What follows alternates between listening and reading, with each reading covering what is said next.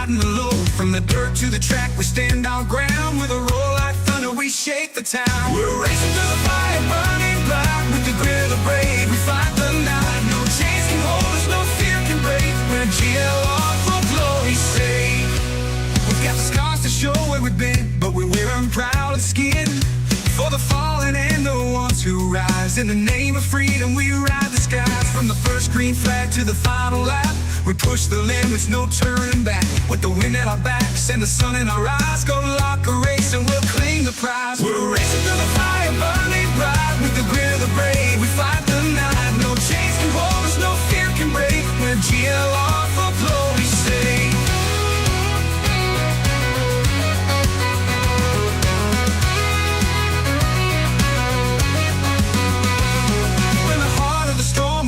Our way on the edge of the wild, we won't betray. Every lap, every turn, it's do or die. With the spirit of a warrior as we reach for the sky. We're racing through the fire, burning bright. With the grit of the brave, we fight the night. No chains can hold us, no fear can break. We're GLR for glory's sake.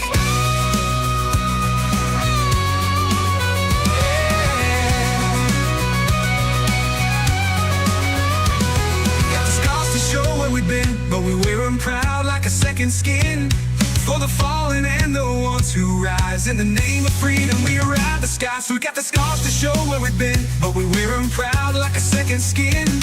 But we wear them proud to show where we've been, but we wear them proud the glory's sake. We're the heart of the storm where we've been, but we wear them proud like a second skin. For the fallen and the ones who rise, in the name of freedom we ride the skies. We're racing through the fire, burning bright. With the grit of the brave, we fight the night. No chains can hold us, no fear can break. We're GLR for glory's sake.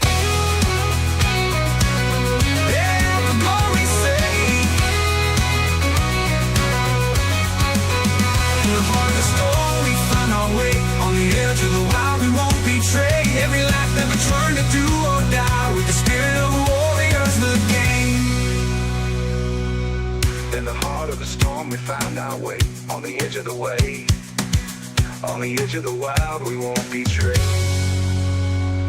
In the heart of the storm, we find our way. On the edge of the wild, we won't betray. Every lap, every turn, it's do or die. With the spirit of a warriors, we reach for the sky. We're racing through the fire, burning bright. With the grit of the brave, we fight the night. No chains can hold us, no fear can break. We're GLR for glory's sake. We're GLR for glory's sake. We're GLR for glory's sake.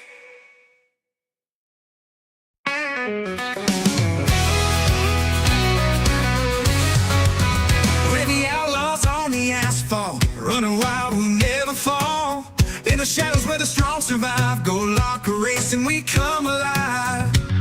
We're brothers and sisters bound by the code. In the heat of the battle, we lighten the load. From the dirt to the track, we stand our ground. With a roar like thunder, we shake the town. We're racing through the fire, burning black. With the grit of the brave, we fight the night. No chains can hold us, no fear can break. We're GLR for glory's sake. We've got the scars to show where we've been, but we wear them proud like a second skin. For the fallen and the ones who rise, in the name of freedom we rise. Birds flying high, you know how I feel. Sun in the sky, you know how I feel. Breeze drifting on by, you know how I feel. It's a new dawn. It's a new day, it's a new life.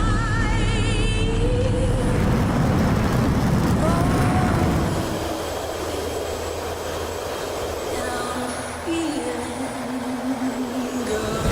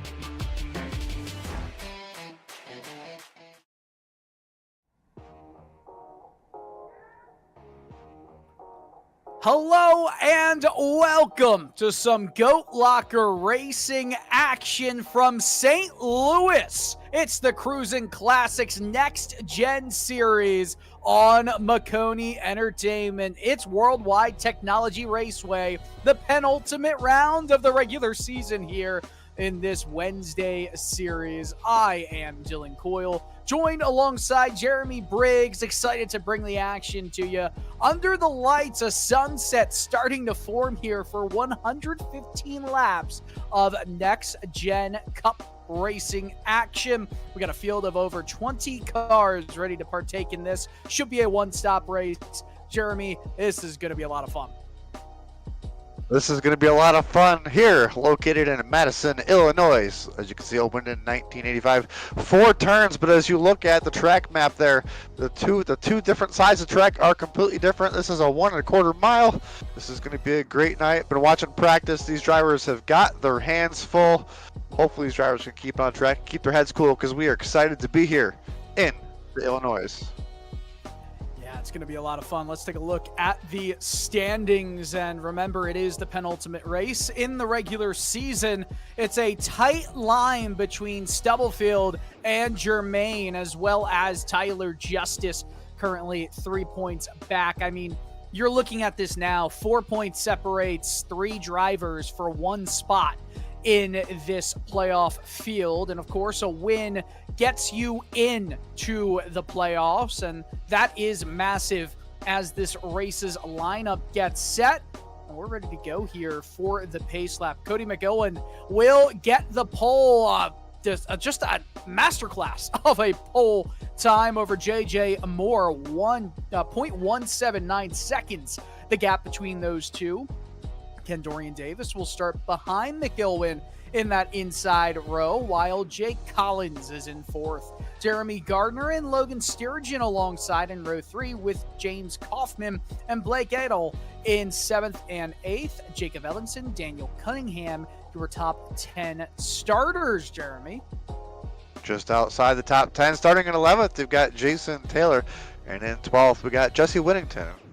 Right behind them, right there on that cut line, as we talked about earlier, starting in 13th, you got Tyler Justice. In 14th starting position, you got Zach Engel. Running out our top 15, you got Timothy Wilms with Chance Taylor on his outside. Jacob Blanke will be starting the 17th position with Sam McKilcan, starting in 18th, with Timothy Stubblefield, also another one of those drivers on that line for the points to be in the playoffs. 19th, and the rest of the drivers not taking times, but starting the race, you got 20th, Lucas Loynes, 21st, Bobby Germain, 22nd, Doug Ellenson. And take note, you have no Patrick Drabeck in here tonight, who is also on that cut line. Yeah, it's going to be a lot of fun. Before we get going here, I want to give a shout out to Cruisin Classics. Cruisin Classics, of course, is from Columbus, Ohio. Cruisin Classics has been buying and selling cars for many years. The majority were your average daily drivers, but our passion has always been in muscle cars and hot rods. So in 1996, Cruisin Classics built a 56,000 square foot showroom located in Columbus, Ohio, that they still operate out of today. All of our vehicles are handpicked and selected to ensure they fit our inventory. This facility is now arguably one of the best stocked collections for sale in the U.S., housing hundreds of unique automobiles all under one roof. We invite you to our facility. There's something for everyone when you come to visit. And of course, they are the primary sponsor of the Wednesday night Next Gen Series. Let's look real quick at the analysis here. 115 laps, no fast repairs. It's something different from the Sunday Truck Series. You do have 3 tire changes. Fuel window 70 to 74 laps with the race length. That's going to be a one-stop race around lap 55 to 60. Pace car is off. We are about set to get moving here at Gateway. St. Louis, Missouri is the site. Green flag up in the air under the lights. It's going to be a beauty. As Cody McIlwain wastes no time with that dominating performance, probably around the horizon with those quick laps. He's been up front quite a few of these events. We'll have to see how the race plays out, but as you can see back here, you got Dorian Davis and JJ Moore battling side by side for second. JJ Moore, another one of those drivers that's been pretty competitive as well this season. believe he has a win as we got a yellow. Oh man, Sturgeon is around, started up near the front of the field, and that red, white, and blue number 26 Camaro ZL1 is around. Some damage to that right front. Remember, no fast repairs. Well, he is rolling away though, so can't be too detrimental, but you can definitely see that front bumper is a little bit off right here. Let's take a look at the replay, Jeremy. What happened? Let's take a look. As we said, drivers had their hands full in practice. Looks like another driver, unfortunately, finding that line too early on, and over the line they went and spun out here. I believe that was turns 3 and 4. The difference in these turns, you know, being a little 3 and 4 being a little bit longer than 1 and 2, you can definitely drive them different. Well, you have to drive them different, but sometimes in your brain you forget where you are on the track. And early on, mistake by the driver, like we said, no fast repairs. We'll have to see how it plays out for Logan Sturgeon.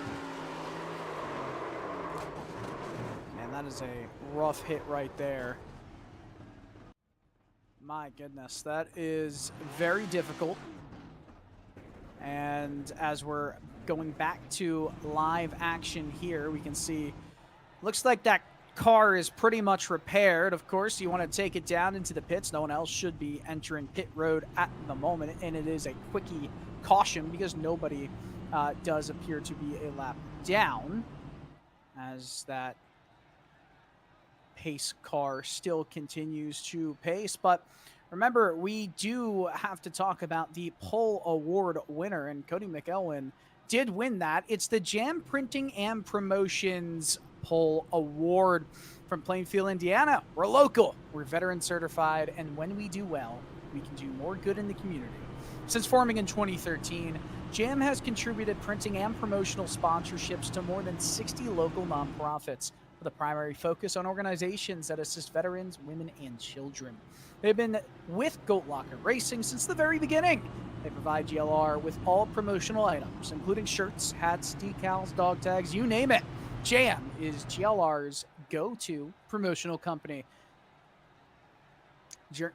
Jeremy, you know, we talk a little bit about how these races tend to start across Maconi Entertainment broadcast all season with the pace lights off on the pace car. Does that make it a little bit more antsy on this first restart, second time going back over the line? We'll have to see how it plays up for the rest of these drivers. They obviously are definitely going to want to take note early on, especially if you're in the playoff race. You don't want to have an incident. We've still got looks like 110 laps to go. So these drivers want to make sure they keep the tires underneath them. I can say from personal experience, they definitely have their hands full, and these drivers are right on the edge every single lap. This GoatLocker Racing League always has great races, and I can't wait to see how it turns out when we come back to green. I do need to make a quick apology here. I always like to say that Worldwide Technology Raceway is St. Louis, Missouri, but you know, it is maybe a couple miles away from St. Louis on the Illinois side in Madison, Illinois. So that's on me, you know. Just over, it's all just good over though. the border. It's okay. Hey, it's just over the border, but that's like saying the you know, the New York Giants are New York teams when they're actually New Jersey. Yeah. I'm just saying. So, We're about to go back to green flag racing here. Go Birds, as the green is back out, and a little bit of elbows out as they go across the line. Kendorian Davis was caught a little bit asleep right there, but tries to go back and forth with more. They're going to just battle while McElwain just moves away. number 6 machine, Invest machine there. The Ford of Cody McElwain driving away right now. Like we said, we got a long race to go. 70 laps is the fuel. Whoa, JJ Moore wicked deep into turns 3 and 4. Up against the wall, almost got into it. Let's check out that replay. The 54 overdrove turns 3 and 4. That was a great job of keeping the car underneath him and not having anything worse come out of that. We'll have to see how it plays out for him. But right now, the battle for second now goes to Kendorian Davis and Jake Collins as we await that replay. Oh, man, a few more hits to the wall. Struggling mightily right here is Moore, who just continuously hits the outside wall with that right fender. He's going up higher than anybody else through every corner, it seems. as we catch a replay here. And let's take a look. This is just after the start, side by side between Moore and Kendorian Davis, 1 and 2. We're hearing that some, oh yeah, we're going to look at the hit for JJ Moore going into turn 3 here. And, you know, Jeremy, you talked about him going deep. He is way on the throttle. What is he doing that deep? Wow. Great job keeping it off the wall. Yeah, great job. I don't know if he just forgot they had to make the turn there, but I'll definitely have to regroup here as he is now pretty much on a bird's nest. Got the 41 right there behind him with Jason Taylor. It looks like Kendorian Davis has now met him back here in 6th position. We'll have to keep an eye on these drivers as early on we've got a couple of drivers dropping back. Oh, JJ Moore really, man. Woo, these drivers have got their hands full. JJ Moore was extremely loose in the 1 and 2 there. Did a great job keeping it off there. Left the 27 machine there of Jacob Ellingson. Yeah, we're on board right now behind that 27. And of course, this is a fight for the top 5 right here with JJ Moore watching Jacob Ellingson just Oh, we got the front. 94, I believe, around. Caution is out. More And the 27. cars getting involved. And was there a spin just in front? Oh, man, a hard hit to that attenuator from the 52 was that, or the 92, I should say, Tim Stubblefield. And, oh, goodness, what a hard hit. Look at Whittington to see what happened here. So we get a replay. A lot happening early on. Like I said, these drivers definitely got their hands full. Already the amount of drivers who are going to be able to compete over this 115-lap race, it's dwindling. There's a big gap between that first group and the second group. The 94 just gets really, really loose and just, I mean, he's doing exactly what he should be doing right there with just holding the brakes. Whittington, honestly, you know, if you notice what's going on in front, you got to be a little bit slow. But of course, if the green hasn't come out yet, then you just have to, or the yellow hasn't come out yet, you just want to keep moving forward. No human spotters for the most part. Hard hit for the 92, and that's kind of the result of it. Unfortunate incident for all drivers involved. We'll take an onboard look here with Whittington. Like we said, let's say it gets loose. Does honestly a pretty decent job saving it. Obviously went down here on the grass, comes back on the track, and just like you said, held the brake. It's kind of what you're supposed to do. But unfortunately, drivers behind them did not see the car sitting in the track, and it does happen fast. As we'll take a look here from the Stubblefield machine. I mean, he did try to avoid it. I'll give it to him. He did try to avoid it. So it just happened really quick.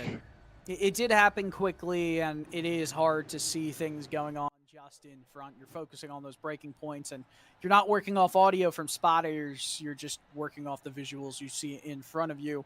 It's easy to point fingers and say, you had time, but barely any time right there.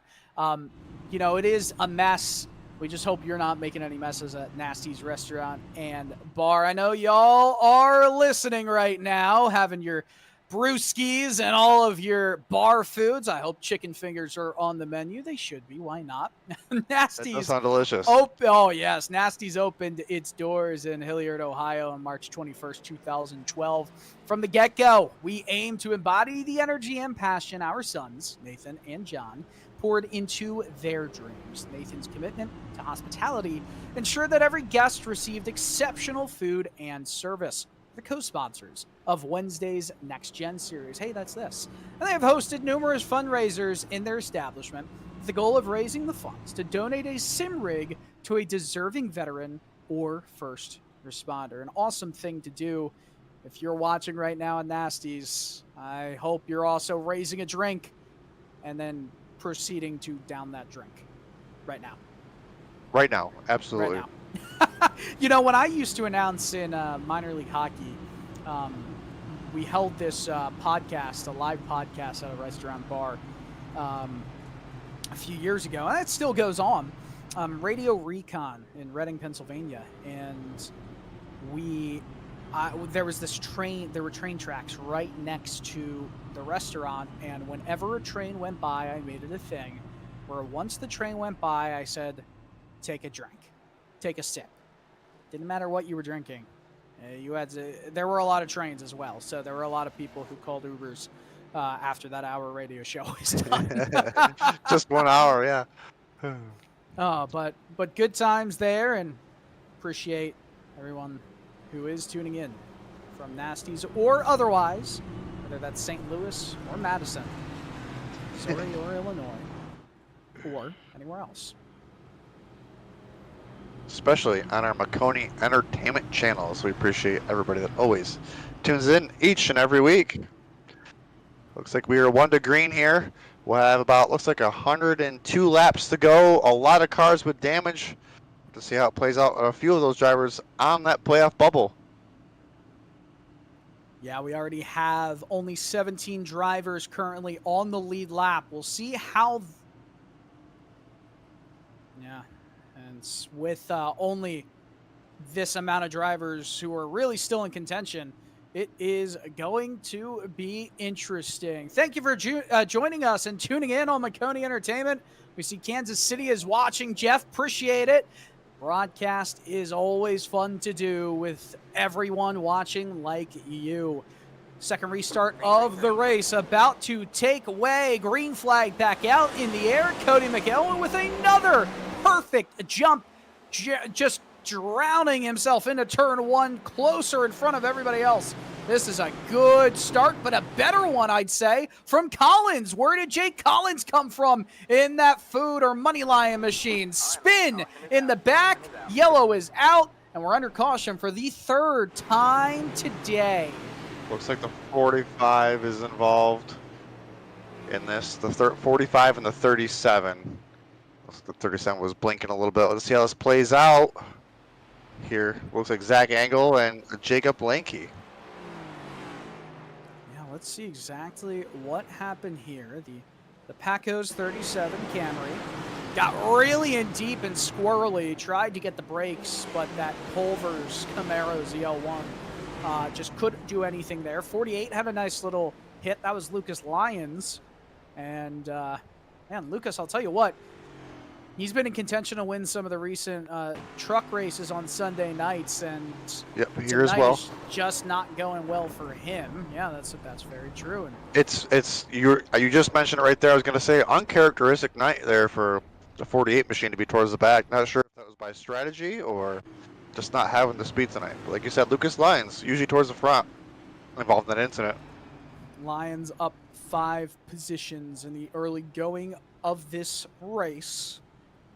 With the attrition, of course, being a factor, that could continue to change. Lions actually now taking it, I believe, into down pit road for sure. And a driver from the top 10 also bringing it down to pit road. Jeremy Gardner has rolled the dice a little bit, and on lap 15 brings it down into the pits, gets fuel.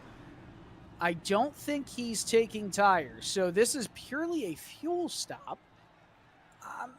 It looks or like he's got to be taking tires. Something. I'm not sure. I'm not exactly sure either. If it was damage as well, it's very minimal. Oh, there they go. Rolled out. It still seemed like a pretty lengthy stop, but maybe just topping off on fuel there. Well, his cautions might be able to take it to the end. Be a tall task. That's 30 laps of fuel that he would need to save, most likely. I just don't think that's possible. It's in a track position kind of race. I'm also surprised, unless there was damage there, why he went all the way back. There haven't been too many green flag laps, so curious what the strategy call is there. I'd say if there's no damage, then it's a little head puzzling. But, you know, if there is, then obviously you want to go into the pits. Right now, James Kaufman, by the way, has the fastest lap of the race, currently in 9th after losing 2 spots from the beginning. 34.16. It's a pretty good lap for him. As we're going to take one minor break before getting back to the action here. Lap 16 of 115. You're watching some Wednesday night action on Maconi Entertainment.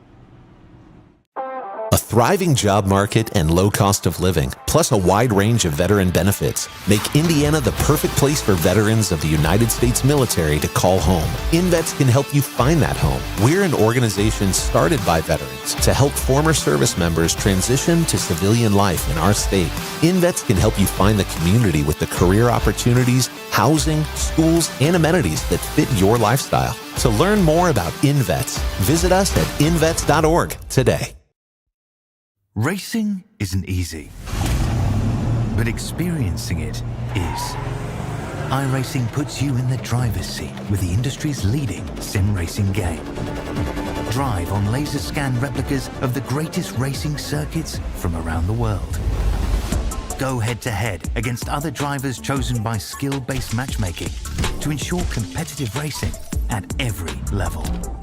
Compete across all your favorite series. In officially licensed cars, engineered to deliver the most accurate driving experience possible.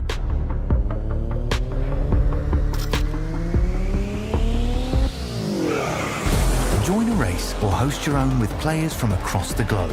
Race against the computer or in a league with friends. Feel the thrill behind the wheel. Visit iRacing.com.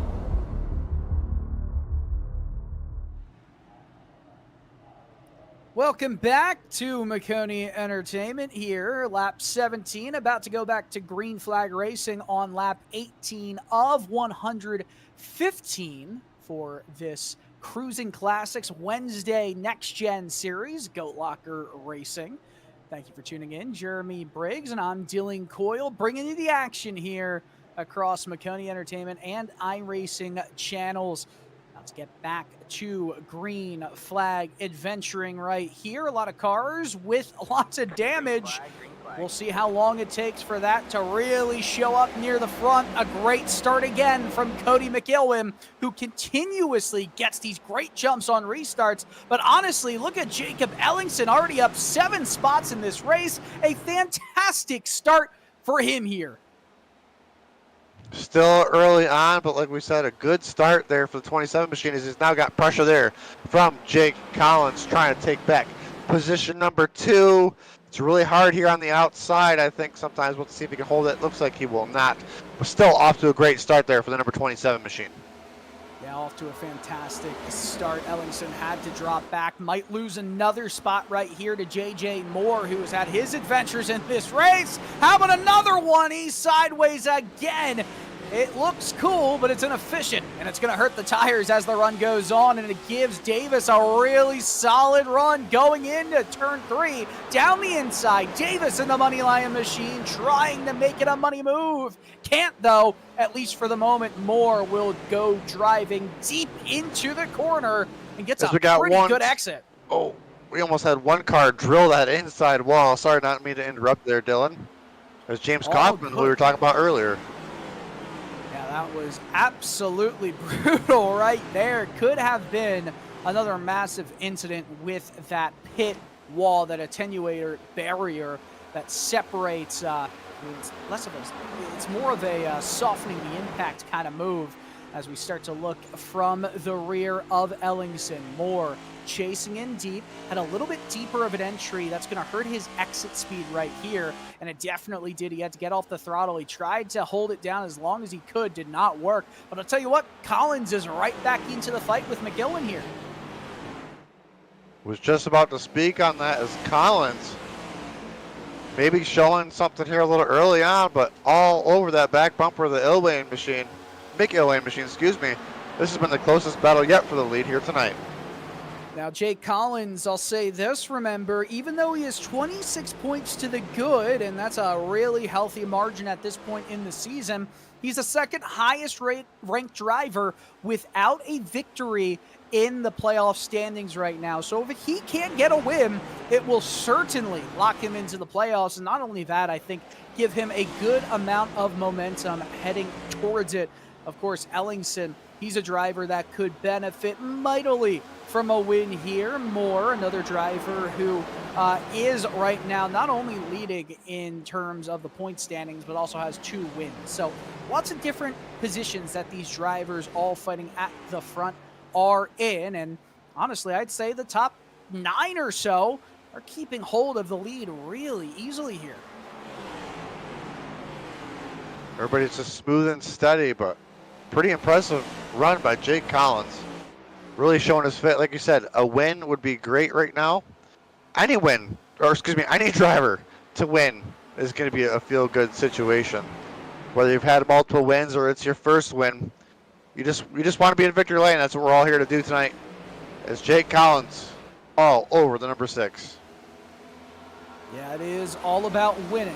You might take a bit of a risk if you're Collins to win this race, knowing you've got a bit of a cushion. But on the other hand, if you're a driver, that is a little bit closer to that cut line, you might want to not take as big of a risk, or you might take that risk. Who knows? It's all about mentality points, and you really can't say anything for certain whether a move is the right one or a mentality is the right or wrong one until hindsight gives clarity as we start to work on lap 25 of 115 here at the top 4, breaking away by just half a second over the rest of the top 10.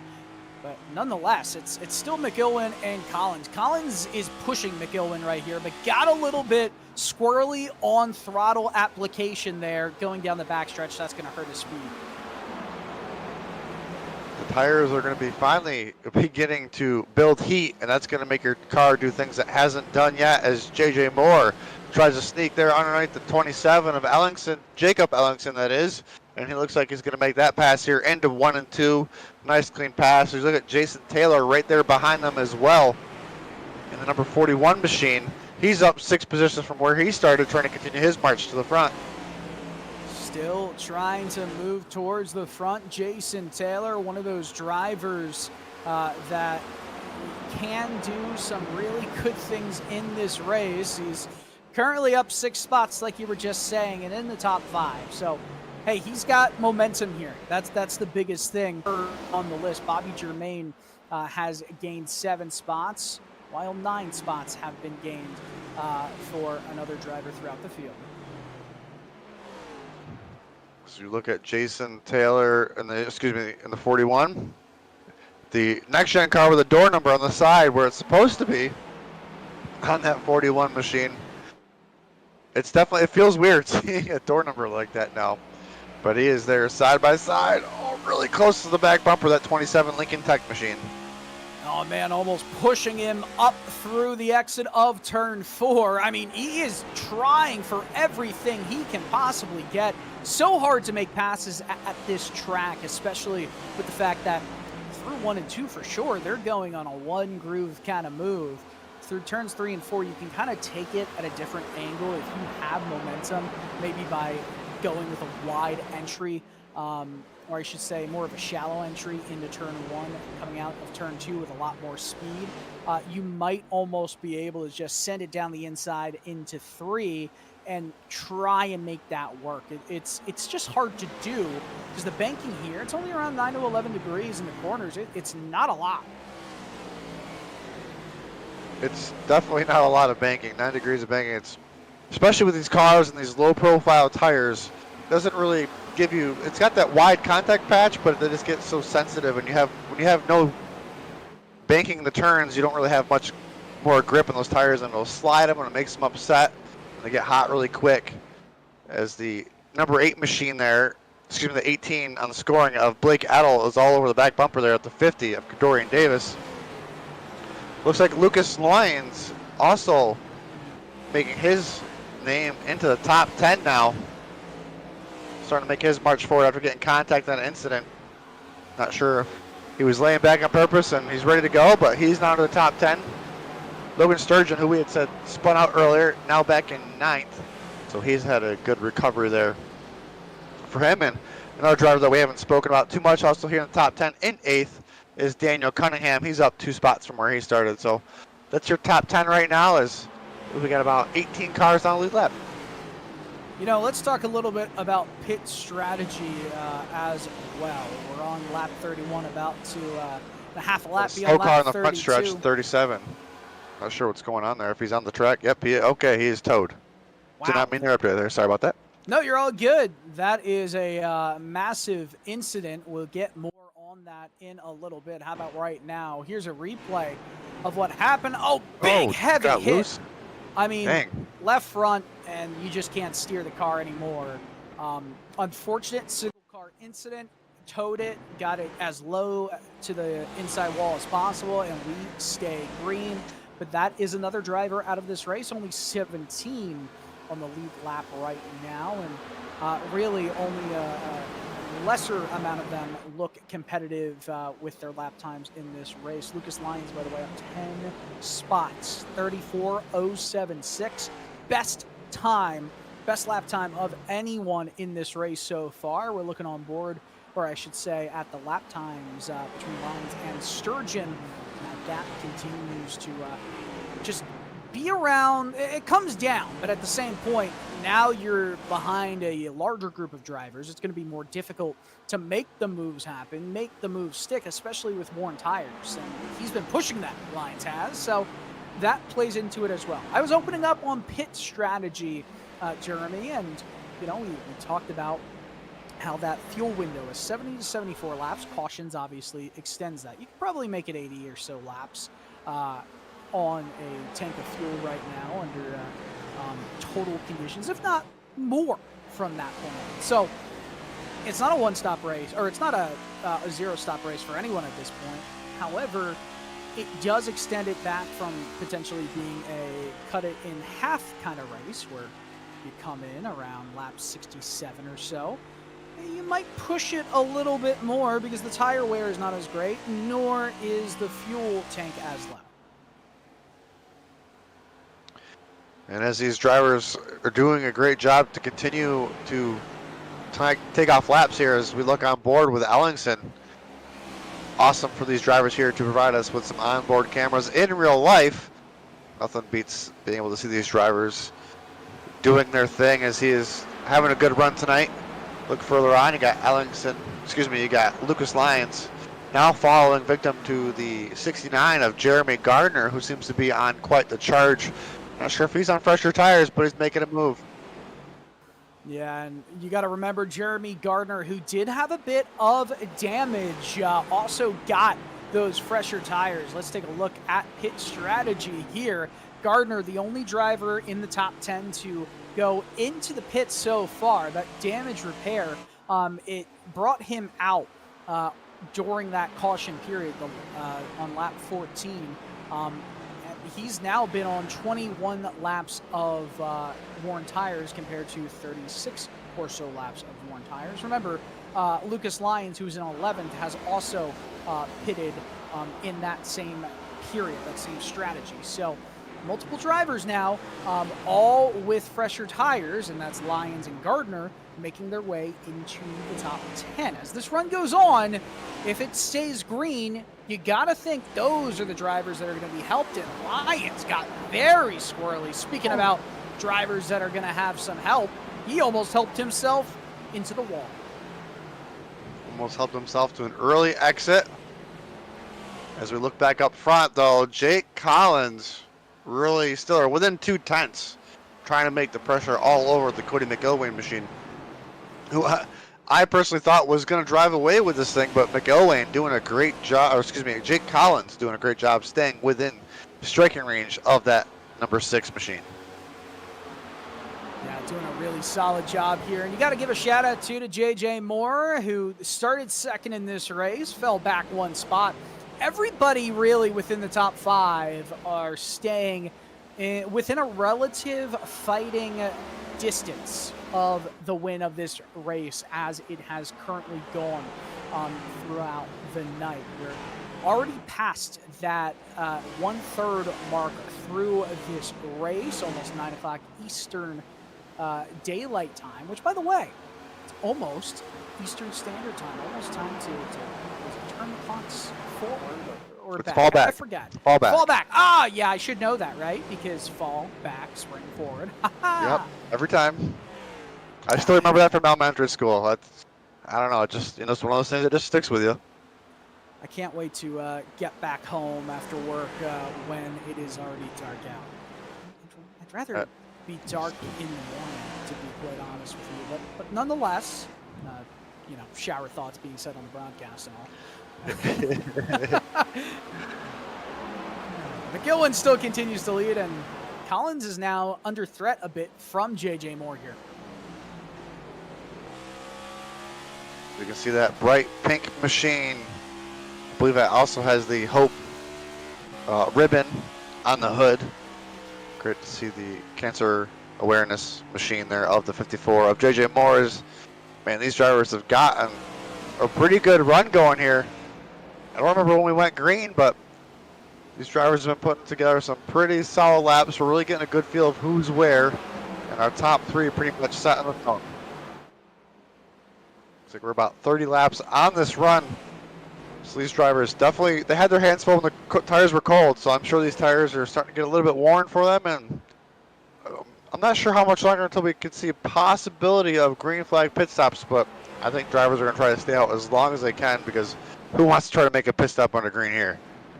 Well, last lap times, it's really not fallen off all that much. Track temperature is around 80 degrees Fahrenheit, so it's not really hot. They're not slipping and sliding. They're not putting more wear into the tires. So it's not like tire life is that big of a concern.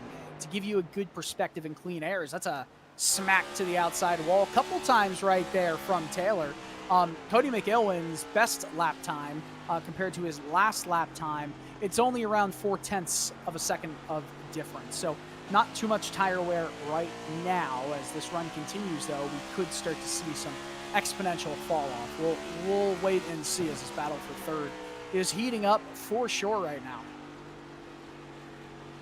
There's the battle for fourth. It gets on here.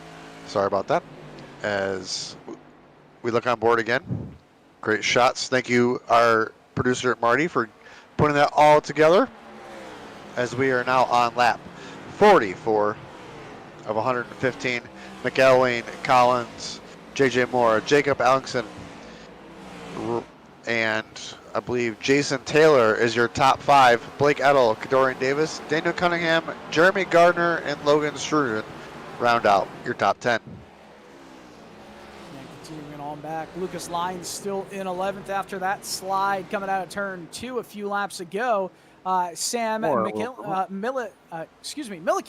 in 12th, while Tyler Justice, Timothy Williams, James Kaufman, Bobby Germain, and Zach Angle, your 17 drivers on the lead lap. Chance Taylor, Jesse Lincoln, Jacob Lanky, Timothy Stubblefield, and Doug Ellingson, the 22 drivers that entered into tonight's race.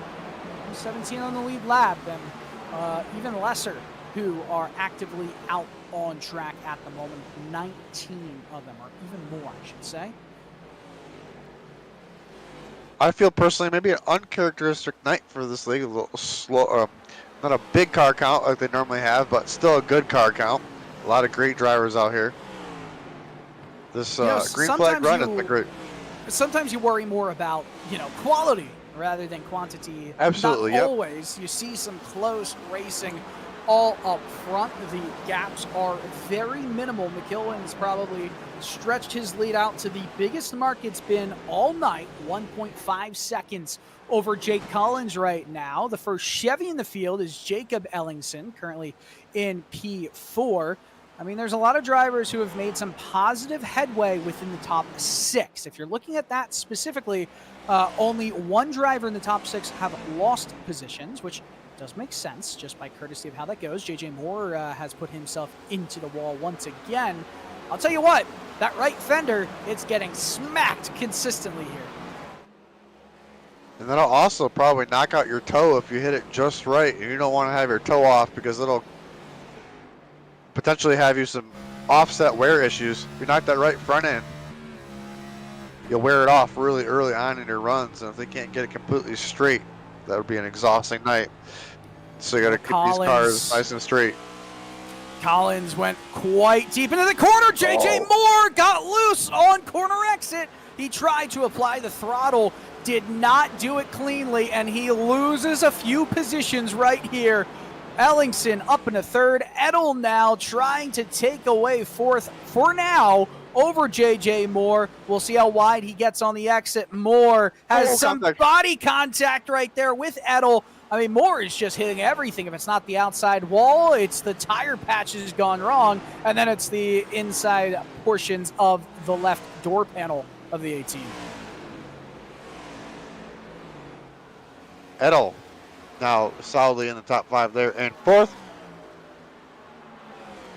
JJ Moore continuing to fall here. I'm sure he cannot wait for some fresh tires and potentially fix any of that damage that he has right now, as he's got heavy pressure from the 41 machine of Jason Taylor. I'm sure the JJ Moore machine would like a breather right here with a caution. Yeah, I mean, right here, it really, you know, a caution would be helpful for these drivers, some of them, I'd say. But if you're able to maintain the pace that you're moving at, I don't think every driver wants to see a caution in this race. Maybe someone like Lyons, who is sort of stalled in 11th place, maybe has used too much of the Goodyear rubber, as Moore has to squeeze Edel up high, and Edel's going to have the run into 1. We'll see how this works as they enter the corner side by side. Way up there, his left side tires are still in that darker patch, but clearing Edel is JJ Moore. We'll see if a run and maybe a move down the inside is awaiting us into turn 3. No, it's not. Moore drove it in deep, and Edel will just be okay right now with being in P5. Let's ride on board with Edel. As we ride on board with Edel, I believe JJ Moore is faster than a couple of these drivers that he keeps finding himself around, but just little mistakes here and there just kind of keep plugging him back just a couple spots here and there. He kind of gains him back, and whether it's just a little slip up or something like that, just JJ Moore continues to just seesaw himself through the top 5. It's Corey McIlwain now over 2-second lead. I don't know if you heard us talking about him. He just flicked up the light there because he is gone. Yeah, he is absolutely gone. It was 1.5 seconds just a few laps ago, but now that lead is continuing to stretch. His last lap time, though, is around 0.8 slower than his best, so it is starting to slow down the pace of this race a bit more.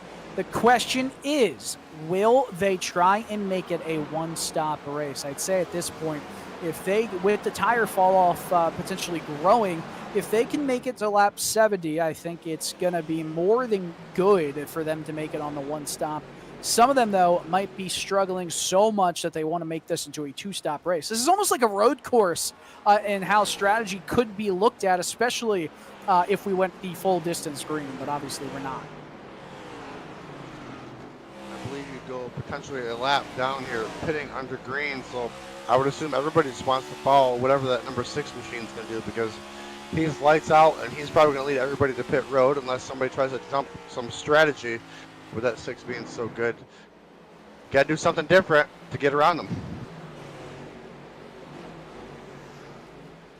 Yeah, going to have to try something different here, but I do feel like at this point they're just biding their time until they can make it to that next or that first set of pit stops. By the way, lap traffic will become an issue for McIlwain potentially in just a couple laps time.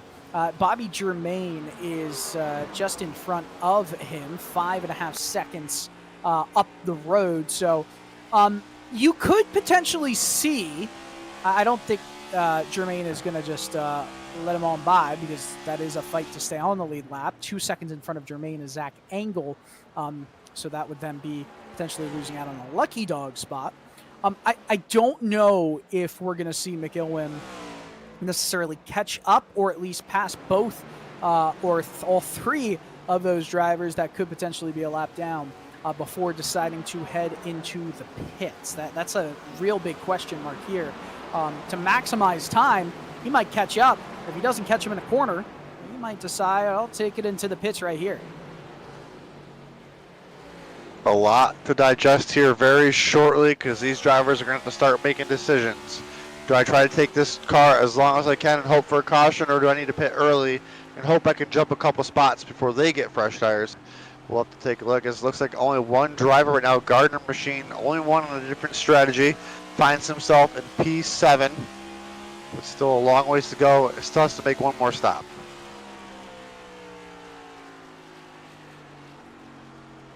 Look at that, a really mid-corner drive-off from the 54 of Moore, trying to just find some room down the inside of Ellingson right there, who is starting to really lose pace and almost become a train, the truly train, but in Jacob Ellingson's style. 3 cars have quickly gotten in behind as more start to pile up. Look at the focus right here for Jacob Ellingson. I mean, the biggest thing, right, is just keeping those cars at bay, and we have a pit stop, I believe. Is that Taylor? Yeah, Chance Taylor, or Jason Taylor, excuse me, is bringing it down pit road right now. That is a bit early, I think, to make it on 2 stops, but that 41 machine did fly up through the field, might have used more of the tires than I think would have preferred in a perfect world for Jason. As we just hit the halfway mark of this race, Jason Taylor decides he's going to come down pit road. I believe the 48 came down as well. Not sure how long that stop was. So to see if he tried to jump the strategy and get ahead, we'll have to keep an eye on the pit road entry and see if any more of these drivers decide to make that left-hand turn down that long, slow pit road. Well, the good thing is on fuel, they can make it as this move from Moore. It's been building for a few laps now. Ellingson going to try and hold him off. A bit of a pinch on corner entry, but goes way wide through mid-corner and has a good run. Should say more of a decent run coming out of corner number 2. But J.J. Moore with an even better, and Ellingson decides, I've had enough. It's time to get fresh tires and go into the pits here. Pit road is about to get busy as the Ellingson machine makes that left-hand turn. Coming down this very slow pit road, I believe 45 miles per hour is the speed. If you're lucky enough, you can just tickle that 46 mark. Gain just a little bit without getting caught. Well, the way they measure in real-world NASCAR competition speeding, they usually give, as we take a look at the track map right here, they usually give around 5 miles per hour of a buffer above what the speed limit is. And of course, the drivers are going to take full advantage of that, as the 25 is also down into the pits. They measure it by timing. That's where they say timing lines. The time between each of those lines is then converted to speed, and then if you sped in that line and that stretch between lines, then you're given a penalty. Now, depending on where you are, if you're turning, right, Martinsville, for example, the lines, it's a little bit longer to go around the outside of the pits versus the inside portion of the pits. You can kind of manipulate that to your advantage, go a little bit faster in the outside. It's like a marathon runner, or a marathon runner in the Olympics. You have a bit of a head start if you're starting on the outside line because it's a longer distance around. A little bit of inside knowledge there for how they track speeding on pit road as more cars have headed down to pit road. A bit early, I'd say. They're going to have to make these tires last a long time here. And leader in the grass, McElwain, trying to come down pit road, makes a costly mistake. We'll have to see if he loses any time with that mistake. I'll tell you what, I don't even know if that's going to be some time lost right there from McElwain because he didn't enter at the normal entry point. I think that'll be fine. Curious to see what happened there, but I'm not as concerned as you could potentially be if you were going through the grass. A scary moment for the race leader throughout the entirety of the opening 63 laps of the race. Comes down to that first pit box all the way towards pit exit. Gets lifted up on the jacks. So far, so good on this stop. That Mustang is about to pull out. That dark horse Mustang that Ford uses. Back on track. Eventful pits for our leader there. Yeah, I wouldn't say necessarily lost time, but we'll have to see once things are all said and done in this, pit out sequence as Collins starts to catch up to the former leader of the race. More drivers. Edel taking it down to pit road, and that Kyle Busch RCR-inspired machine, he takes the normal way into the pits. I mean, you see how much longer sometimes it can take if you take it all the way around the normal pit entry line. I mean, I'm not advocating for going through the grass and sliding it, not at all, but I do want to see how that happens. Definitely got to be prepared for these pit road entrances. You know, a lot of these drivers might have not practiced it expecting a caution-filled race. But this green flag run right now, about 50 laps or so, if not more. We'll get a look at this replay here. Let's see what happened. Let's look. It goes. Oh, no. Just misses entry.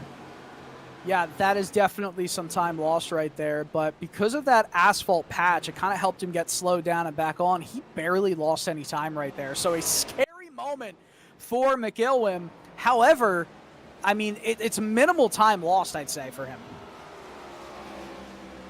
Well, to see how it plays out throughout this cycle, as I believe he had almost a 3, if not over a 3-second lead over Jake Collins, who is our current leader with, you see the 41 machine getting his lap back of Jason Taylor, or at least trying to get his lap back, with JJ Moore looking on in second. All right, so let's talk about this real quick with the pit strategies here. Logan Sturgeon has already been down into the pits in this race, but much earlier. And the other deal is with Sam Milliken now going into the pits, the drivers who wait longer are going to hurt themselves in the short run and might even hurt themselves once things are all said and done. So it's really a question of, as JJ Moore goes into the pits, this will be more of a kind of a check on what the strategy for McIlwain, if it's going to work or not, because McIlwain is going to have tires that are 5 to 6 laps older than a driver like JJ Moore, and that's going to obviously help more on his out laps, but in these last 5 or 6 laps, the times for Moore and the times for everyone else has been quite slow. As a matter of fact, Jake Collins' last lap time was a 35.4. The lap time of Cody McIlwain, last lap was the best lap. Cody McIlwain, a 34 flat. So things are changing much at a very high rate, and look who's in the pits. It's Collins. Oh, really close to that pit gate there. Whew. To see how these drivers pan out as they come back onto pit road, as the 6 machine was our leader. He is on the front stretch. Hope to see where these drivers come out, because I believe he was a lap down. No, I don't think he was a lap down. He's got himself back up to 6th right now. Wow. Incredible things going on here in this race, as the Gardner machine is in the lead, but remember, he pitted way later, or I should say, he's got fresher tires than all the drivers that may have not gone into the pits yet. So remember, he pitted on lap 14. That's helping him out a little bit. Still, it's an interesting strategy to stay out in front. Daniel Cunningham has yet to pit as well. His lap times are immeasurably slow, 35.6. His last one was a 35.5. So lots of strategies all kind of, coming together here. But if we look at who should be the leader of this race when things are all said and done, as I see them, it's still Cody McIlwain. Sounds like disaster avoided for the number 6 machine, who had a heck of a time coming on the pit road. But looks like no harm, no foul for our leader there in the number 6. We'll see how he plays back out, cycles back out, but looks like it will. Looks like Jason Taylor might be finding himself in 2nd throughout this whole pit cycle. Yeah, Taylor may very well be finding himself in 2nd place, but I don't know. Taylor pitted a little bit earlier than the rest of these drivers, so it's going to be a lot. Ellingson's close, just a few seconds, actually 1.2 seconds behind Taylor at this moment. So I think that's going to come down pretty quickly as well, and order kind of will be returned here. So once these pit strategies are all played out, I mean, Cunningham is running long because he wants to have a caution maybe, but he pitted a little bit later than, or would have pitted a little bit later than everybody else. He's going to have very fresh tires to go, and he can push a lot more. So many different strategies. I love it. Gateway is offering us up a nice strategy-filled race after the first few laps were filled with cautions. We had 3 cautions early on, but we've been green since I believe around lap 20 potentially. So drivers have been putting a good string of laps here together. These drivers had their hands full early on. The track was extremely slick. Drivers were sliding and over driving turns, but right now everything is in order. It looks like all pit stops have been completed by drivers that need to be completed, except for, looks like Daniel Cunningham, Logan Sturgeon, and Tyler Justice. So just waiting on those 3 drivers to make their pits, and looks like everything should be back in order. Everything should be back into working order as this race has moved into just 40 laps to go here. It's we didn't think it would go as quickly as it has started to do so, and that's it's not a bad thing. Drivers all trying to find exactly where their final bed will be made here. I mean, you reach a point where you're gonna have to deal with the cards you've dealt yourself. If you're Cunningham, if you're Sturgeon, time to pit or time to get, you know, better position with it staying green potentially, it's probably past you now. You need a caution. I think every driver probably on the Caution's track. coming! There it is. Maybe! And a turnaround right against the wall. He keeps it straight. 25 is turning to the right there, and almost we had a yellow. Drivers involved at the front of the field. We stay green. We had great pit stops, and then we had some on-track action to play it all out. We'll get a quick replay here shortly as the number 91 machine now makes his way onto pit road. Let's take a look at this replay, Dylan. This is a little bit in front. The 50 machine of Kendorian Davis is, I mean, it's hard to tell from that angle, but it looks like the 25 just kind of came down on the 50. Maybe a little bit of trying to pack air on that left rear from Davis towards Kaufman, but I think at the end of the day, Kaufman kind of turned left a little bit more than he should have.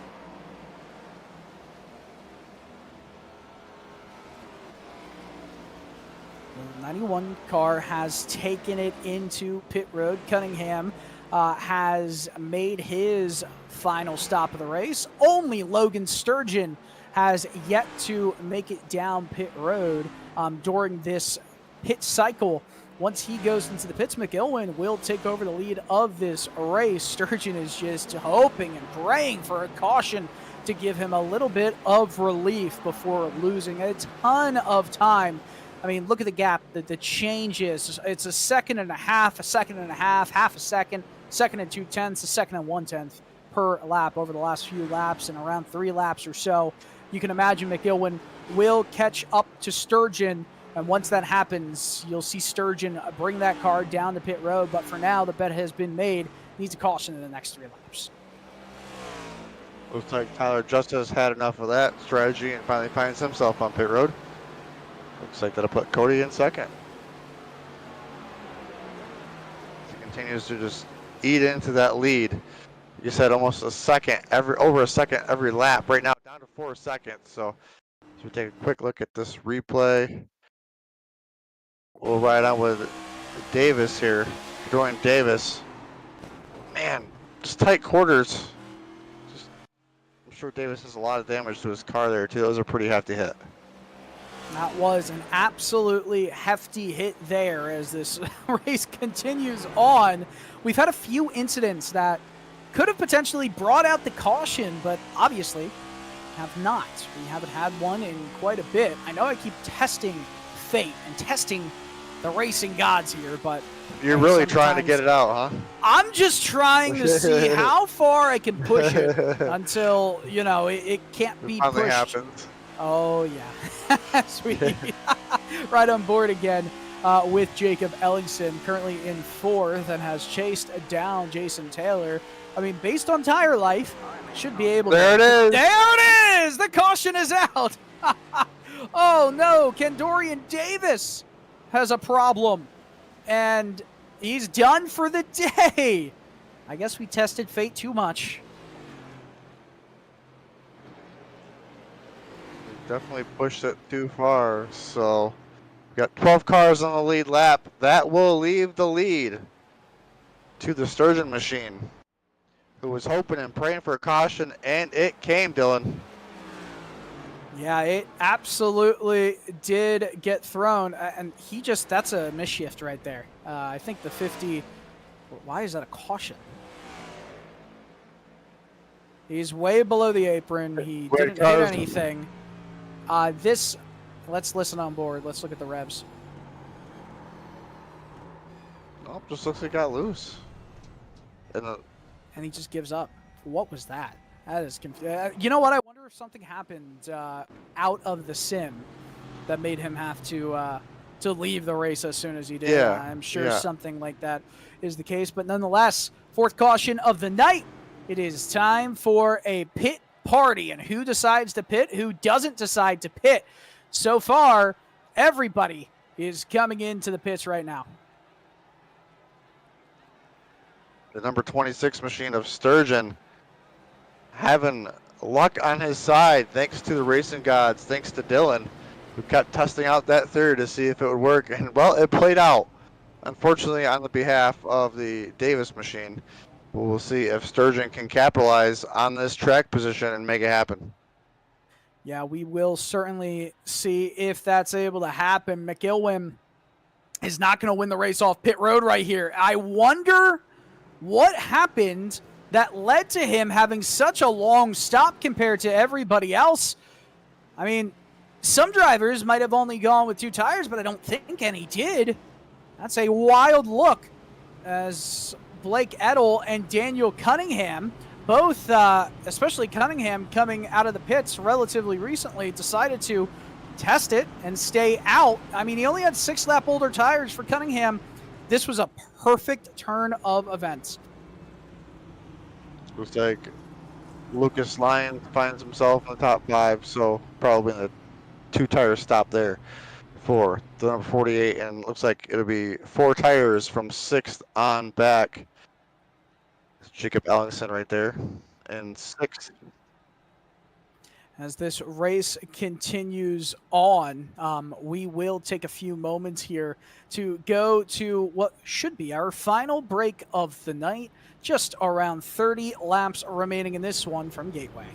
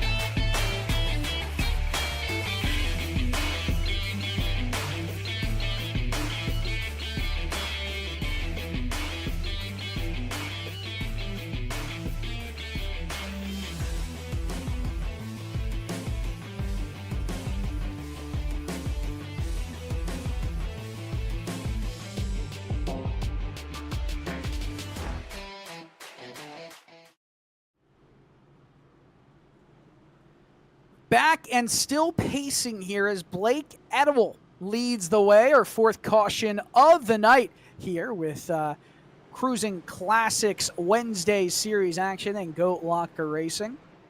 You're watching on Maconi Entertainment. I'm Dylan Coyle, joined alongside Jeremy Briggs, Marty Chikala in the production booth. Quick reminder that the Maconi Setup Shop and Maconi Entertainment platforms are for everybody. MaconiSetupShop.com, the home for setups, paint schemes, coaching, broadcasting, event promotion, and more on the iRacing service. Subscriptions are available for as low as $8 per month. It's the official setup shop of eNASCAR and the official series sponsor of the NASCAR See Fixed Series. Having a lot of fun watching this one. Joined alongside Jeremy. And, it's been a good race so far. We tested, or I should stop saying we. I tested the fates. I tested the gods of racing, and we brought out the yellow together, me and the racing gods. So I will take responsibility for that. Edel and Cunningham are going to have a large task on their hand, especially Edel, who has 18-lap older tires and is going to be the leader as this race refires. Green flag back out into the air. We'll see what chaos will follow as J.J. Moore takes away second place. Quickly, Cunningham drops to third. New names and new places. We'll have to see how the front of this field plays out as these drivers know the end of the race is near. It's no longer time to tippy-toe. You got to be to the front. You want to be in the lead. We're going to be coming to 28 laps to go. But that number 6 machine, look at the move by the number 6. Oh, Cody, look at how he gets into the wall. He collects the Jake Collins machine as well. They were running 1 and 2 almost all night. Cody McIlwain. Oh, no. Well, he toes it back. That is race over for the Dark Horse Ford Mustang. Timothy Wilms also collected some damage involved in that wreck. And very quickly, we're back to pacing here in some Wednesday night Maconi Entertainment action. Let's take a look at the replay, see how that started. It's just McIlwain getting loose and then going up and collecting at 50, or I should say the 81 machine. Not much damage, I don't think. Too much damage, maybe, to the 81 machine of Jake Collins. Definitely lost some momentum there. As we look from some different perspectives on track at Gateway. I mean, big time, this race has just been flipped on its side. Yeah, you just got way loose. Bad timing right there. A hard smack for Collins, who is off track at the moment in the pits. And Wilms also, of course, hit the wall hard. I mean, he got loose himself too. So synchronized looseness, if you will. That was also the first time I think that the 6 machine was in traffic in a racing scenario or close to it. So maybe a little bit of aero deficiency for that driver this time, Been running up front, clean air is king, and might have just stepped on a little bit too much there being back in traffic. As you can see, Cody unfortunately was wrecked and done for the night. Jake Collins finds himself on pit road, see if he can get that fixed up. We're going to have, looks like, under 25 to go, but these Lincoln Tech guys, or the Lincoln Tech pit crews, are definitely getting a workout here tonight there, Dylan. Yeah, no question there. As let's talk a little bit about Lincoln Tech, one of our great presenting partners of GoatLocker Racing on Maconi Entertainment. Lincoln's mission is to provide superior education and training to our students for in-demand careers in a supportive, accessible learning environment, transforming students' lives and adding value to their communities. They are one of the largest automotive technology schools in the nation with 23 campuses. They're the title sponsor of the fall series and a large partner of GoatLocker Racing. Well, playoff implications are certainly aplenty, depending on the winner of this race here tonight. Jake Collins, he was up 26 points in this race, and obviously is now at the back of the lead lap in 15th right now. This could be a certifiable hit to his gap. I don't think it's going to be that massive, but given where drivers are as well in the field, and where some drivers are not even in this race, it could be. Bobby Germain's in 11th. That's going to be a bit of a cut down on the gap, but I don't think that much to really affect Collins' comfort levels. Collins is back on the track. I'm sure just trying to limp it around here for these 25 final laps, as we are now under our 5th caution tonight. We had a couple of them early on, and then we had one here late on the ongoing, which is a single car incident off track. And you know what they say sometimes, cautions breed cautions. And here we are now with another caution, and another re-rack and restack them as the leader, Blake Edel, JJ Moore, who's been up towards the front a couple times tonight. Can he find victory lane once again this season? He's been pretty dominant. You got Jason Taylor right there on his inside. Then you got Daniel Cunningham, 91, and Lucas Lyons in the top 5 as well. Lucas Lyons, a bit of a comeback story for him in this race, up 15 positions. And he certainly had his fair share of work cut out for him so far. Job not done, though. He's going to be on the inside of row 3 on the restart here. A few drivers on differing tire ages. Daniel Cunningham, 83, pitted 6 laps earlier before everybody else did last time by. Blake Edel still in the lead of this race with tires that are much older than the rest of the lead pack. So we'll see how this shakes out with 24 laps to go here. Edel to lead away on this restart once again. A bit of tire spin, an accordion effect, a stack up. Edel still leads, goes back up high to try and cover off JJ Moore, but Moore's got speed. Moore's made that move on the outside a couple times tonight and overstepped it just a little bit. Had to be a little timid that time. Lost a little bit of time to the leader as the 41 machine is now looking to maybe get the inside of 54, but he is not there as JJ Moore drives it in really deep into 3 and 4 to try to get to that back bumper of the leader. Trying desperately to get that advantage, to get that car out in front. I am very surprised to see how quick Edel has been on the jump on this restart right here, especially considering his tires were last changed on lap 65 of this race as a car is into the outside wall. That's safer barrier once again. Logan Sturgeon, he is starting to fall back a little bit. But everyone within the top 5, lots of positive ground gain by everyone, but JJ Moore has been a constant. Side by side back here, looks like the Ellingson machine, the Sturgeon machine, and Milken machine all battling right there for 7th, 8th, and 9th. Just on the edge of the top 10 there, you got Tyler Justice trying to have a decent night and finish up in the top 10. We have, looks like we're coming at 21 laps to go, and see how this battle for lead shapes out. But Edel, clean air is king with those older tires. Let's see if Taylor can get around this machine of the 54. Clean air certainly king as Moore got a little bit loose over the bumps, back onto the throttle out of quarter number 4. It gives Taylor a chance to pounce, but he does not go for that inside positioning. Decides to back up into quarter number 1. And big wreck happening midfield. 3 cars, 4 cars involved. Caution back out. And that's potentially race ending for more drivers. We will have to get a look at this replay, but like you said, potentially race ending there for a couple drivers. This looks like Tyler Justice, who we had just spoken about, is now out of the race, and he has already done the disconnect. Let's take a look at this replay. Jeremy Gardner was on one of the more awkward situations strategy-wise of this race, and he kind of just lost it, but it seemed like there were already cars sliding and spinning. It seems synchronized in this race.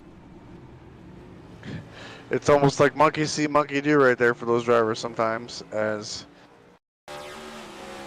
they're really close here. Looks like Gardner just tried to stay off that 48, and when he turned left, it just upset the car and could not save it. Looks like maybe some damage there for the 27 machine as we look on board from the 48.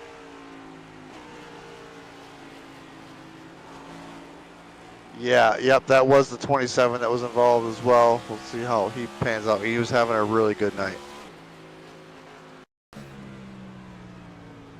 Take a look from Tyler Justice right now, currently in 15th, and he almost got away without any damage. And you know, I can't say I blame him for not really reacting. He saw an opening there, but I don't know. I feel like you don't want to always take the preferred line. You want to just get away from the incident as quickly as possible. You knew the caution was coming out. Again, easier said than done. You're in mid-corner. You're trying to go, go, go. Sometimes all you hear in front of you, though, is no, no, no. There's caution. Breed cautions and more pit stops happening with 19 to go. You've got fresh tires. You might as well take it. Only 14 cars on the lead lap right now.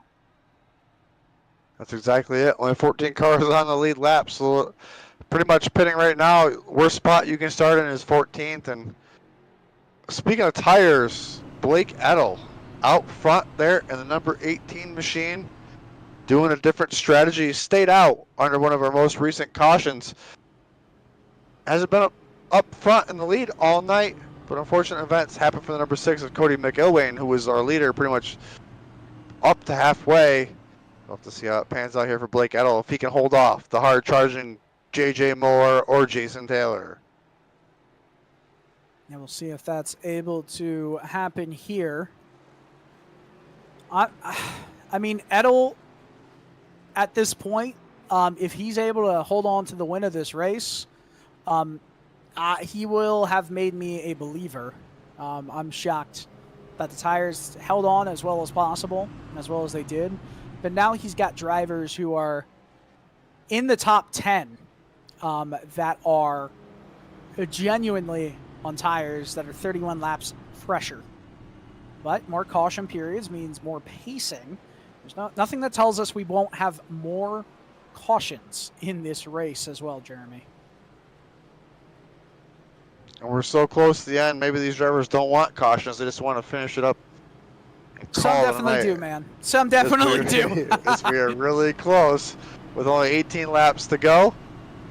But it's going to be coming down to the wire here, I'm sure.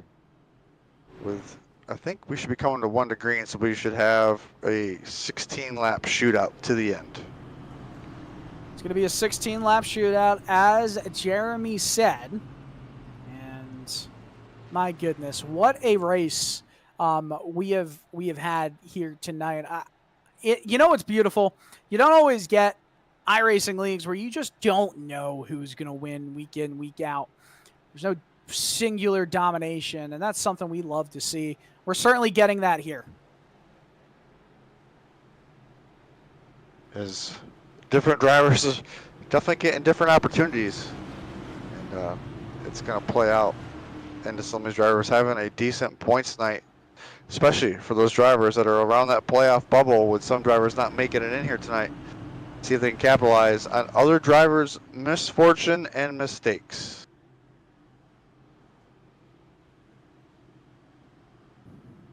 Man, you can feel the tension. Only 13 drivers on the lead lap, and you could think that any of them could win this race.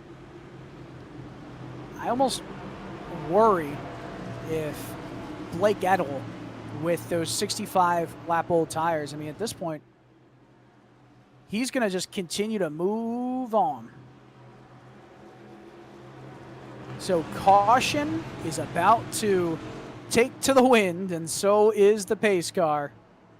Down pit road, Edel, for the 3rd consecutive restart, in the lead of this race, just like the Yankees are in. Let's see if he chokes it away like the Yankees are doing. J.J. Moore in 2nd and immediately tries to pounce, goes single file.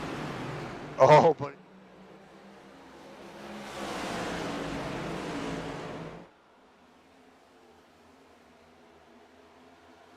Storming down the backstretch here.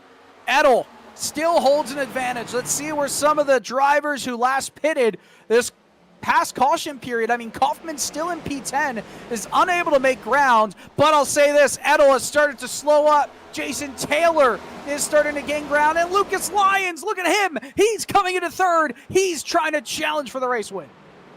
Sometimes commentary works better if your mic is not muted. Sorry for the brief silence there, as I forgot to unmute myself off my call button, as Jason Taylor now finds himself right there along the side of the leader almost, and now falling back a little bit, not getting a great run down the backstretch like he needed. Edel still with that clean air. It's going to pay off as we are side by side back here for 4th and 5th. Lucas Lyons falling back a couple spots. Oh, Lord, all these drivers starting to fight for tooth and nail for everything as Lions with a bit of an early block going into turn 1. That might have slowed up the rest of the competition here. But it gets a little loose on exit, doing everything he can, just trying to hold on to that top 5 machine as we ride on board with our 6th place runner of Jacob Ellingson and his Lincoln Tech machine all over the back bumper of Sturgeon, just on the outside of that top 5, trying to make himself have a great night. That's been going well. He had a little bit of damage there in that most recent caution, not seeming to hurt him right now too bad. We'll see if he can play out and finish here right outside the top 5. If not, maybe sneak in there.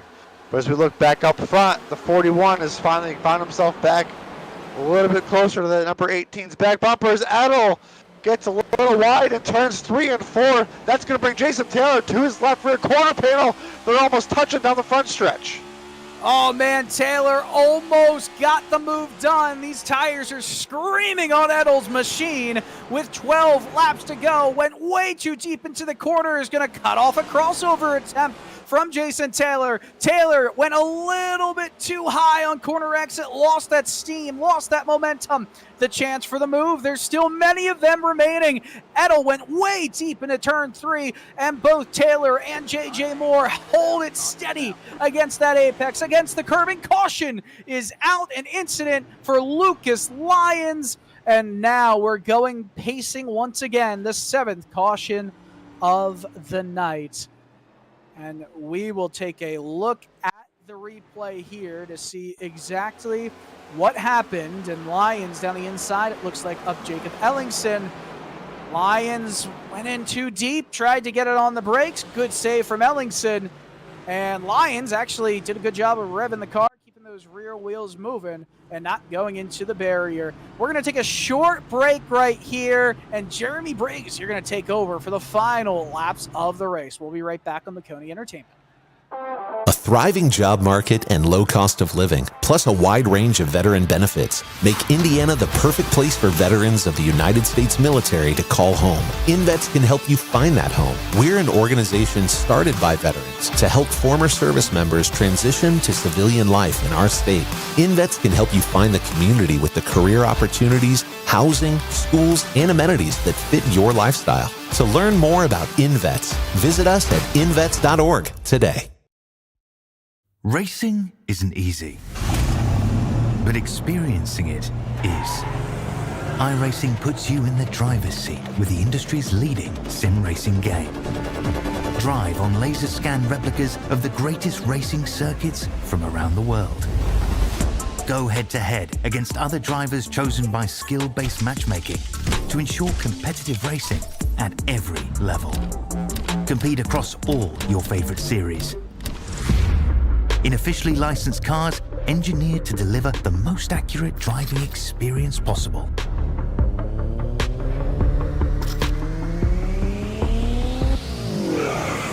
Join a race or host your own with players from across the globe.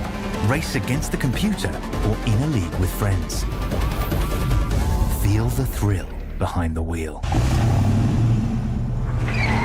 Visit iRacing.com.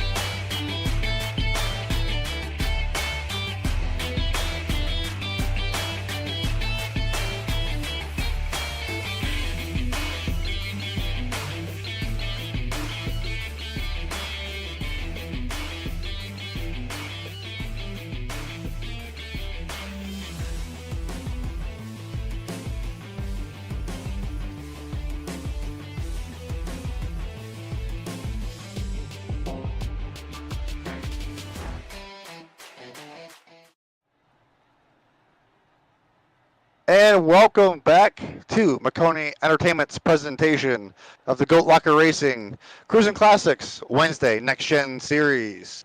My name is Jerry Briggs. Alongside me was Dylan Coyle and Marty in the booth, working the productions for us here tonight.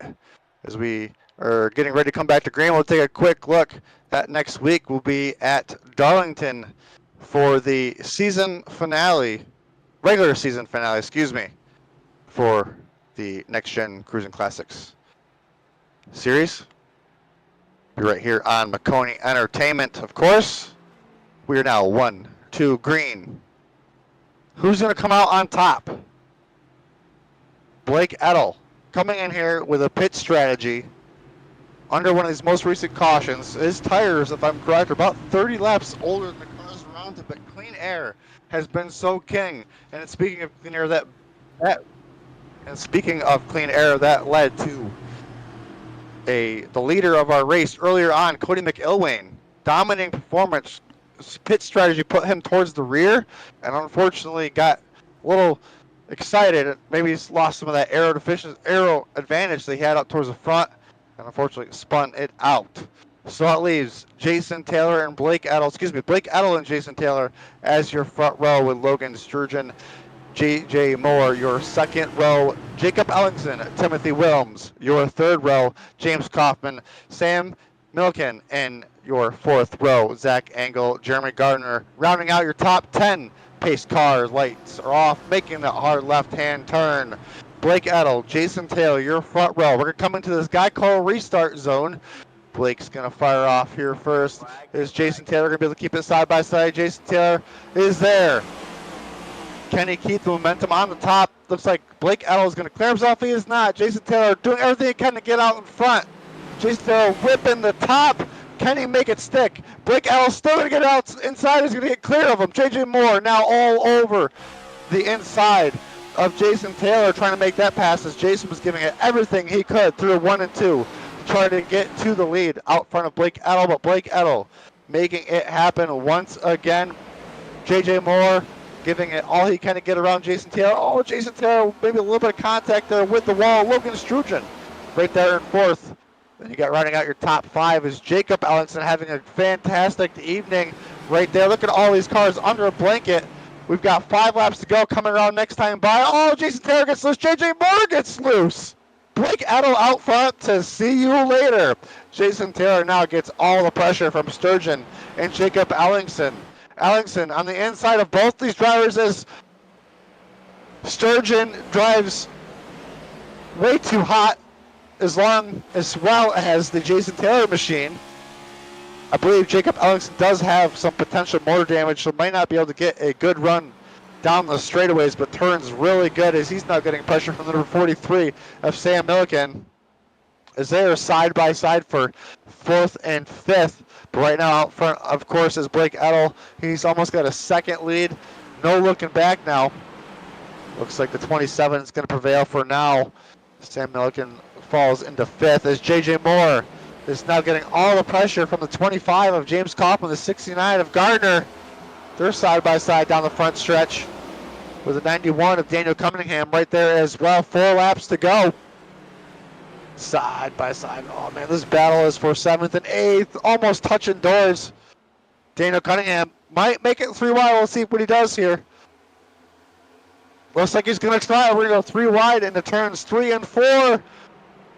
Well, as it looks like the 25 just tries to send him there. It's not going to work for the 25 of James Kaufman. He's going to get passed by potentially Daniel Cunningham here. These drivers are bouncing it off these walls. 3 laps to go. These drivers are giving it absolutely everything they can here in the GoatLocker Racing League here on Maconi Entertainment.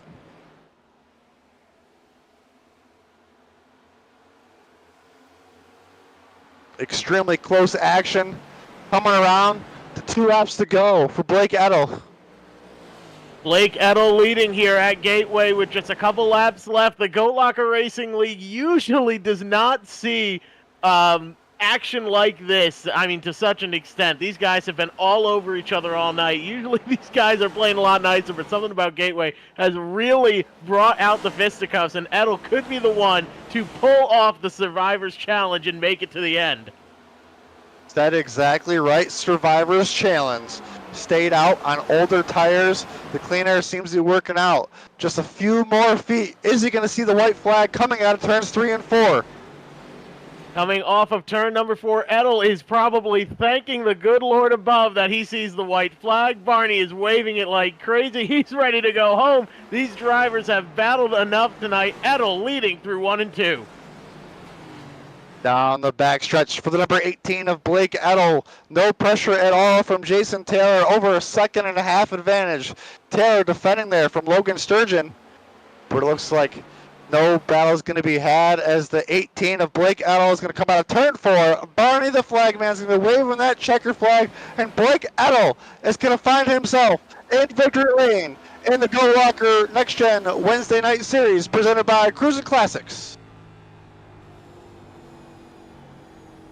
His first win of the season for Blake Edel, and what a way to get it done. Like you said, the strategy, staying out on the old tires, not easy to do in these next gens. Battles his way to the front. Taylor in second, Sturgeon in third, Ellingson fourth, and more rounding out your top 5.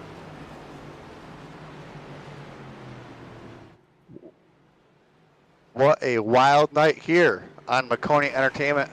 Great finish for Blake Edel. We'll take a quick break and we will come back with the results as Blake Edel gets ready to celebrate.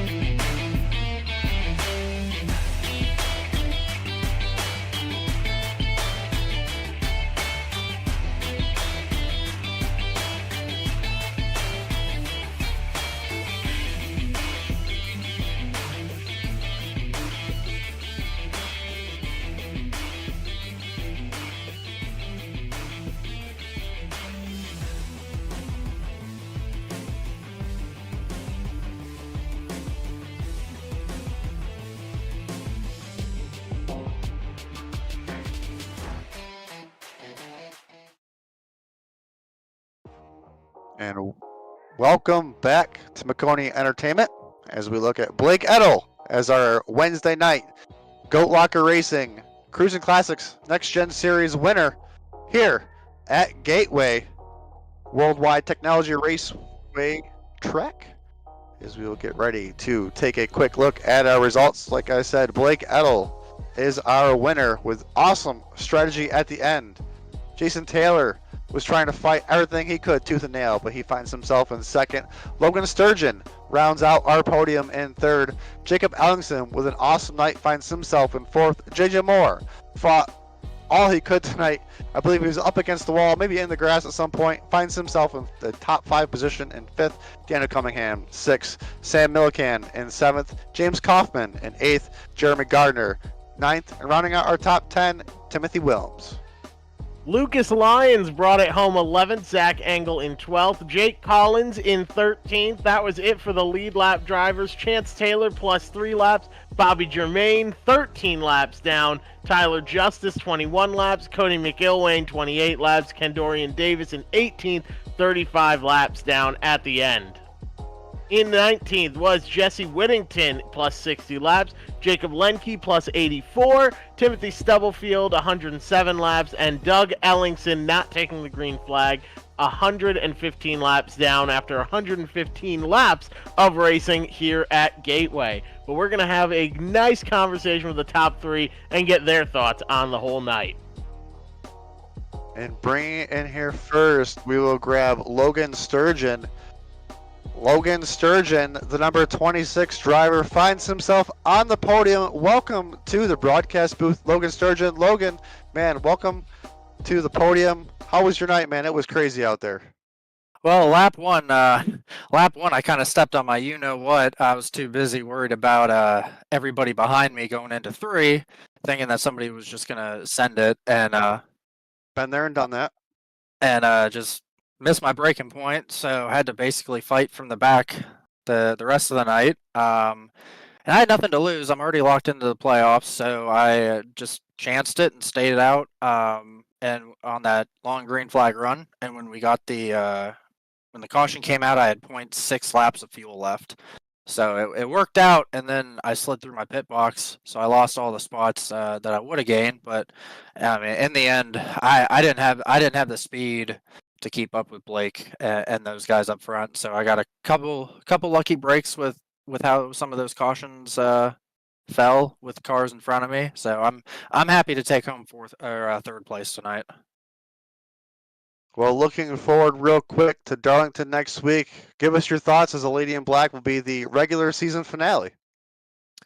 It's one of the toughest tracks on the schedule for sure.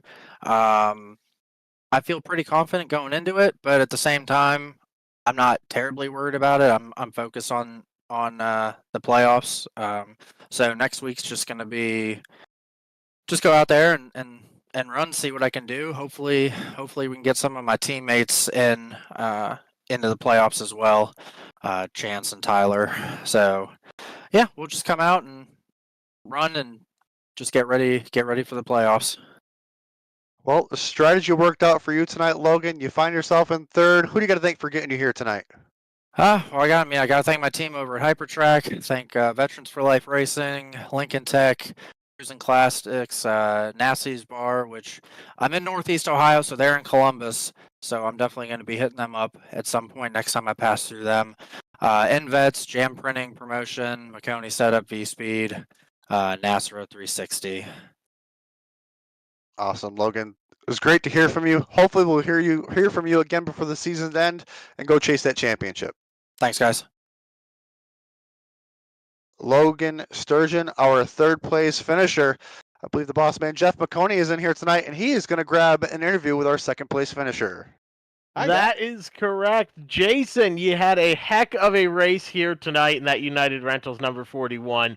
It looked like it was really elbows out for the entire evening. What were your thoughts from behind the wheel to bring it home in second place? First of all, slight correction. It's the Untied Retinals, number 41. Oh, so it is. Oh my goodness, I didn't even notice that. That's great. I am dyslexic and I am a Ryan Priest fan, so I thought it was hilarious. So that's what I went with. That is great. Well, okay, it was an elbows out night for your Untied Retinals, number 41. What were your thoughts behind the wheel? Oh yeah, it was just oh man, it was a tough one out there. Is quiet as it felt. We're definitely pushing the pace. I tried to undercut a little bit, and I think it worked out. I got up to P3 on the undercut, and then we pit, and I got out again in P3. So I got past, but then I got back out in P3 after that last caution, and then thought I had the speed for it, and then me and JJ had a little kerfuffle on that last restart, and just glad I got it home in second, and got a shot at the playoffs next week on points, hopefully. And you led me right into it. So Darlington is coming up next week, which is a very tough track in and of itself, let alone in the next gens. So what are your thoughts on preparing for Darlington, and who are you most excited to represent there alongside Untied Retinals? I got to look in the bag. I'm not exactly sure who I'm going to be bringing to the track next week. Might be some flying chonkalas, maybe. We don't know. We'll see. Yeah, Darlington is right in my wheelhouse. It's the style of racing where you race the track and you gotta race the track good. I don't want to give anything away, but yeah. So it's right in my wheelhouse. I think I can get a good finish, maybe a win. We'll see. We'll see how it goes. Well, best of luck to you out there, Jason. Darlington is going to be a very exciting race here for the GoatLocker Racing Series. Congratulations on second place tonight at Gateway. It was well earned. Thank you, boys, for the broadcast. I want to thank the admins for putting on the show for us and all the sponsors. Really appreciate it. It's a very fun league, and that cut line's tight. It certainly is. So best of luck at Darlington, and we'll see how the points shake out. Good luck, Jason. Thank you. Thank you, Jeff, for stepping in here tonight and grabbing some interviews. That was our second place finisher of Jason Taylor. But last but not least, we will grab our winner, the number 18, Blake Edel. Congratulations, Blake, on your victory, man. It all came down to strategy, and you made it work. Walk us through those moments to make that decision. Yeah, so that's the pit stop where everyone pitted. I stayed out because I think I was on like 20 lap old tires. But one thing I knew was that on a light fuel load and four new tires, the car was pretty awful. It was a handful. So I was kind of anticipating a couple of cautions. I thought we might get one or two, then maybe a 10 or 15 lap run and everybody would pit again. So that was my thinking. I didn't really expect to be able to hang on to first without another pit stop. But, it just kind of worked out in my favor this time. There's a few more cautions than I expected. I thought I would fall back probably seventh or eighth and then, have a shot at the end on 4 fresh tires. But it worked out this time around. And you said it right there. The 4 tires, the fresh ones, definitely looked like y'all drivers had your hands full. A lot of drivers just getting loose on pretty much every entry, and everybody had their hands full. You find yourself in victory lane now with a great pit strategy. What are you looking forward to next week at Darlington? So Darlington's probably my favorite track. I love these tracks like this one and Darlington, where tires really matter, where finesse with the throttle matters, where you have to be technical with the steering wheel. Those are my preferred tracks. So I'm definitely looking forward to Darlington. It'll probably be a really good race. This league has been great. Racing at the front has been a lot of fun. So I'm anticipating that one being the same. Absolutely. This is definitely a great league. You find yourself a winner here in GoatLocker's Next Gen Cruisin Classics Series. Who do you got to thank for getting you here? So I definitely want to thank the Lincoln Tech guys. I want to thank Nasty's Restaurant and Bar. They've been putting these shows on in the bar. I think that's really cool. I also want to thank InVets. I want to thank the Indiana Department of Veteran Affairs, Sim Motion, Alexander PCs. Those guys are helping our cause in GoatLocker. Above the Yellow Line, I said this last time I was on here. That's a really cool podcast. I didn't know about it until a few weeks ago, and I've really been enjoying it. So check out that podcast, Above the Yellow Line. Awesome. Well, congratulations again, Blake, and hopefully we'll talk to you again soon. Thank you, guys. Blake Edel, you're a winner here at Worldwide Technology Park, and welcome back. To help finish it off, it looks like Dylan has come back. I am certainly back. Thank you, thank you, thank you. You did very good right there. I listened in my few moments. I had to step away, but I'm shocked Edel won. I came back and I'm like, what? The 18 won it? I mean, those tires were absolutely destroyed, but I guess not really at the end of the day. I really think it was the clean air, because then we saw our leader there, Cody McElwain, have some trouble in the back of the field, and he was pretty stout all night. To see him make a mistake like that seemed like aero was definitely a big factor in this race here tonight, and I'm excited for Darlington. Yeah, it's going to be a lot of fun to be at Darlington for the last race of the regular season. And you know what, Jeremy? I'm pretty excited to see how these playoffs go. I'll be with you to the end of the line here in this season. And where is a better place to end a championship fight, a championship battle, than under all the sparkles and the glitter of Las Vegas? Cannot wait till we make it to Las Vegas. It is closer than we think, so it looks like Halloween is tomorrow. These drivers' playoffs will be initiated very soon, and they were going to have a lot to focus on as the real life racing stuff comes to an end in the NASCAR world. But these drivers are going to put on a great show for everyone to watch. Yeah, going to be more than a good time seeing how these drivers are able to contend with each other as the playoffs are getting ever so closer. And obviously, once the playoffs start, there's not much room for error. And we saw a lot of error in the racing here tonight. We certainly did, and it plays out very well. So I think that'll wrap it up here. What do you think, Dylan? I think that's probably the move and the right way to go about it. Why don't you finish it up, Jeremy, like you finished up the race? All right, sounds like a good plan. My name is Jeremy Briggs. Alongside me was Dylan Coyle with Marty Sleep. Oh my goodness, I botched it. Zacala. Holy cow, I was thinking of it so wrong. Marty Zacala was in our producing booth all night doing a great job as I botched his last name. And thank you to all of our viewers that were here watching the action on all of our social media platforms that we broadcast this to, and continue to watch all of our social media pages for our next race. And thanks to our entire staff that bring this racing action to you. This has been a production of Maconi Entertainment. We'll see you next week. Racing isn't easy, but experiencing it is. iRacing puts you in the driver's seat with the industry's leading sim racing game. Drive on laser scan replicas of the greatest racing circuits from around the world. Go head to head against other drivers chosen by skill-based matchmaking to ensure competitive racing at every level. Compete across all your favorite series in officially licensed cars engineered to deliver the most accurate driving experience possible.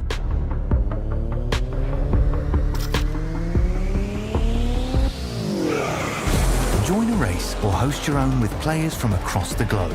Race against the computer or in a league with friends. Feel the thrill behind the wheel. Visit iRacing.com.